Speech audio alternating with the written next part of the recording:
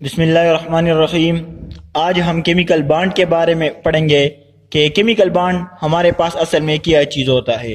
तो इसको हम एक एग्जांपल से डिफाइन भी कर लेते हैं और इसको समझ भी लेते हैं। सपोज हमारे पास एक सब्सटेंस है सोडियम क्लोराइड। ये हमारे पास एक सब्सटेंस है, ये एटम से बना हुआ है। एक हमारे पास है सोडियम एटम और एक हमारे पास है क्लोरीन एटम। ये दोनों ज्वाइन होकर हमारे पास एक सब्सटेंस बनाता है। अब सोडियम के आउटर मोस्ट शेल में कितने इलेक्ट्रॉन है? एक इलेक्ट्रॉन है। और क्लोरीन के आउटर मोस्ट शेल में 7 इलेक्ट्रॉन है। तो सोडियम क्या करता है? सोडियम अपना एक इलेक्ट्रॉन डोनेट करता है, लूज करता है। तो लूजिंग की वजह से सोडियम पर पॉजिटिव चार्ज आता है। इसी तरह होता है कि सोडियम के आउटर मोस्ट शेल में हमारे पास कितने इलेक्ट्रॉन है? एक इलेक्ट्रॉन है। तो सोडियम क्या करता है? ये इलेक्ट्रॉन को लूज करता है।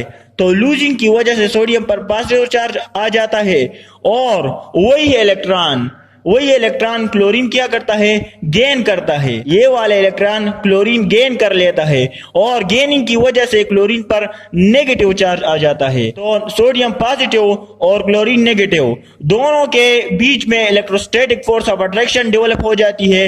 इसी तरह हमारे पास हो जाता है और यहाँ पर एक बॉन्ड बन जाता है जिसको हम केमिकल बॉन्ड कहते हैं।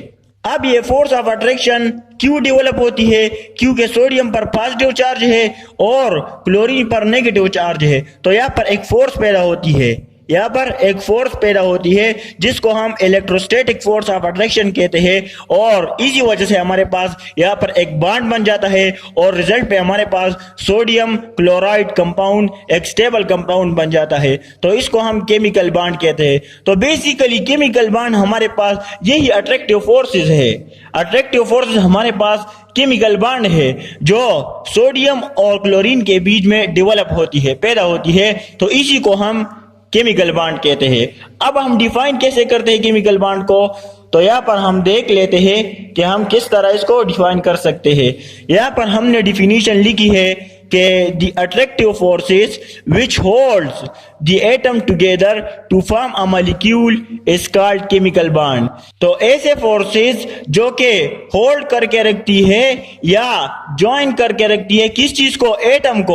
एटम को होल्ड करके या ज्वाइन करके रखती है किस चीज में? एक सब्सटेंस में या एक कंपाउंड में या एक मॉलिक्यूल में।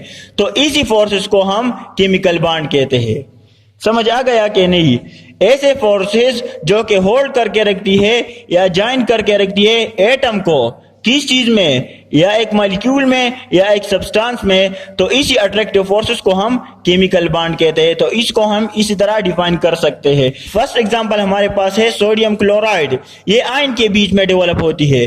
तो एक पर पॉजिटिव चार्ज आ जाता है लूजिंग की वजह से और गेनिंग ऑफ इलेक्ट्रॉन की वजह से क्लोरीन पर नेगेटिव चार्ज आ जाता है और यहाँ पर electrostatic force of attraction develop हो जाती है और यहाँ पर हमारे पास एक बॉन्ड बन जाता है। और बेसिकली इस इलेक्ट्रोस्टैटिक फोर्स ऑफ अट्रैक्शन, इसी अट्रैक्टिव फोर्सेस को हम केमिकल बॉन्ड कहते हैं। अब यहाँ पर हमारे पास O2 है, O2 का मॉलिक्यूल है। तो ऑक्सीजन के आउटर मोस्ट शेल में कितने इलेक्ट्रॉन होते हैं? ऑक्सीजन के आउटर मोस्ट शेल में 6 इलेक्ट्रॉन होते हैं।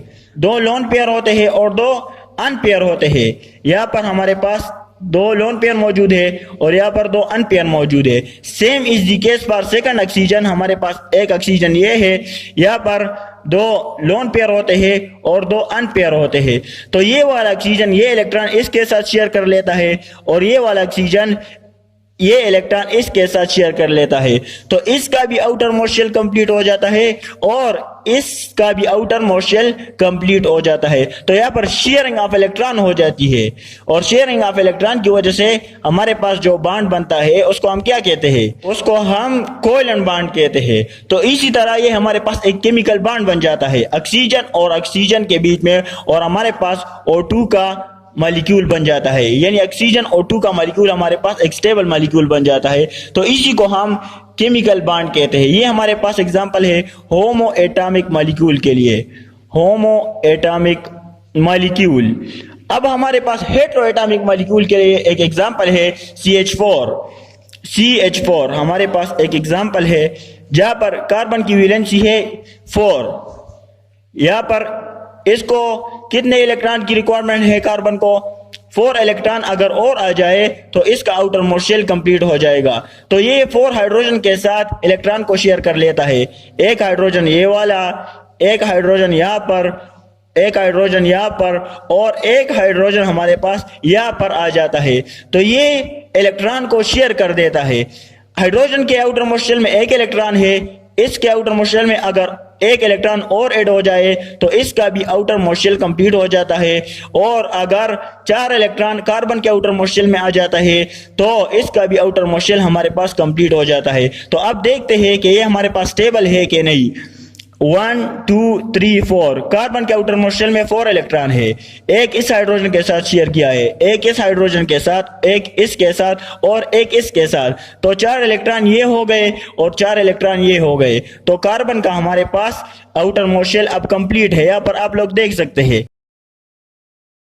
यहाँ पर इसके आउटर मोस्ट शेल में 2 इलेक्ट्रॉन कंप्लीट हो गए, इसके आउटर मोस्ट शेल में 2 इलेक्ट्रॉन कंप्लीट हो गए और इसके आउटर मोस्ट शेल में भी 2 इलेक्ट्रॉन कंप्लीट हो गए। और ये वाला जो हाइड्रोजन है ये भी, इसका भी आउटर मोस्ट शेल हमारे पास कंप्लीट है। तो इसी वजह से हम कहते हैं कि केमिकल बॉन्ड हमारे पास क्या है, अट्रैक्टिव फोर्सेस है या शेयरिंग ऑफ इलेक्ट्रॉन है। यहाँ पर शेयरिंग ऑफ इलेक्ट्रॉन हुई है जो कि आयन के बीच में हमारे पास पॉजिटिव और नेगेटिव आ जाते हैं, लेकिन शेयरिंग ऑफ इलेक्ट्रॉन की वजह से यहाँ पर पॉजिटिव और नेगेटिव का कोई भी कंसेप्ट हमारे पास नहीं बनता।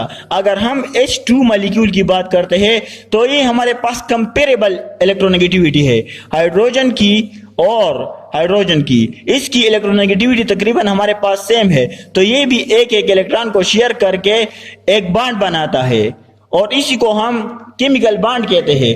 शेयरिंग ऑफ इलेक्ट्रॉन की वजह से भी हमारे पास जो बॉन्ड बनता है इसको हम कोवेलेंट बॉन्ड कहते हैं। ये भी हमारे पास एक केमिकल बॉन्ड है।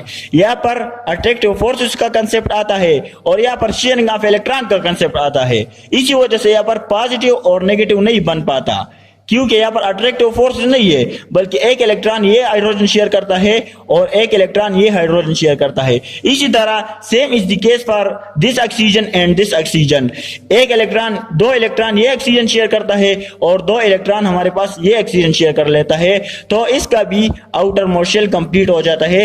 इसके भी आउटर मोस्ट शेल में 8 इलेक्ट्रॉन और इसके भी आउटर मोस्ट शेल में 8 इलेक्ट्रॉन। तो इसी वजह से हम कहते हैं कि केमिकल बॉन्ड हमारे पास बेसिकली अट्रैक्टिव फोर्सेस है, अट्रैक्टिव फोर्सेस है जो कि डेवलप होती है गेनिंग या लूजिंग ऑफ इलेक्ट्रॉन की वजह से, losing from one atom and gaining for other atom. यानी एक एटम इलेक्ट्रॉन को लूज करता है और दूसरा एटम वही इलेक्ट्रॉन को एक्सेप्ट कर लेता है और हमारे पास स्टेबल कंपाउंड या स्टेबल मॉलिक्यूल बन जाता है और इसी अट्रैक्टिव फोर्सेस को हम केमिकल बॉन्ड कहते हैं।